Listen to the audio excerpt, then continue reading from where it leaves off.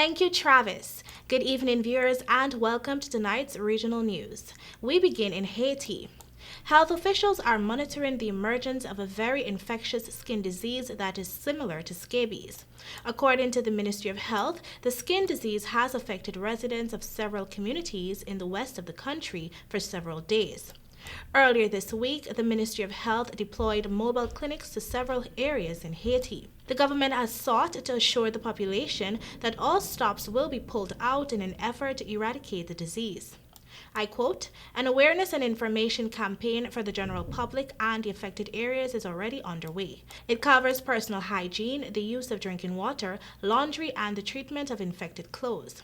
Note that unsanitary conditions are fertile ground for skin disease such as scabies," end of quote, said a government statement. Scabies has been described as an itchy skin condition caused by a tiny boring mite called Sarcoptes scabiei. In Jamaica, worship halted suddenly at the Agape Christian Church in Falmouth on Sunday following an attack on a woman during worship. The breakdown in the church service was captured on Facebook Live, which the church was using to stream its service. Members of the praise and worship team can be seen and heard in the video pleading the name of Jesus as gunshots are heard. The worship songs were then abruptly replaced with wails and screaming. The victim has been identified as Andrea Lou Garwood. The police have not yet provided details on the incident. Now turning our attention to Bermuda. Bermuda residents huddled to stay warm after the North Atlantic island recorded a record low temperature on Saturday following Thursday's fiercest winter storm in a decade. Bermuda Weather Service (BWS) confirmed that Saturday morning's temperature dropped to 49.1 degrees Fahrenheit or 9.5 degrees Celsius, which sets a new record low for the date. Thursday's storm, which saw winds reach 81 miles per hour with gusts of more than 100 miles per hour, blew across the island for 9 hours, knocking out the power to several thousand homes. But the Bermuda Electric Light Company says the number of outages decreased to 90 by late Saturday.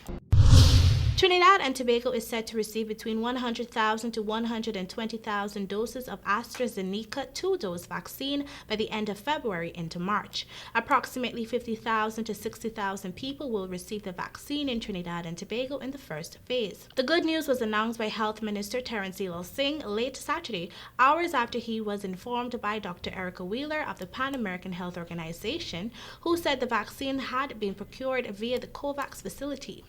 Addressing the Trinidad and Tobago Medical Association virtual presidential inauguration and conferring of honors ceremony 2021, Singh said the hope to manage this pandemic was a vaccine. Addressing how the rollout will be done, Singh said it will follow two parallel systems. In the public sector, it will be managed by the Ministry of Health, while the private healthcare sector will be managed by itself with oversight from the ministry through Health Systems Advisor Dr. Stuart Smith. And finally, the British Virgin Islands BVI has implemented a ban on flights from Brazil and South Africa in the wake of reports of new strains of COVID-19 emerging in both countries. The announcement was recently made by Health Minister Carvin Malone. This is in addition to a travel ban on flights from the Dominican Republic and United Kingdom that came into effect on January 11. In making the announcement, Minister Malone said, I quote, "In a most recent cabinet meeting, in light of new strains of COVID-19 being prevalent in South Africa and Brazil, a decision was taken that in addition to the United Kingdom and the Dominican Republic, to implement a travel ban on persons traveling from South Africa and Brazil to the Virgin Islands," end of quote, Malone explained.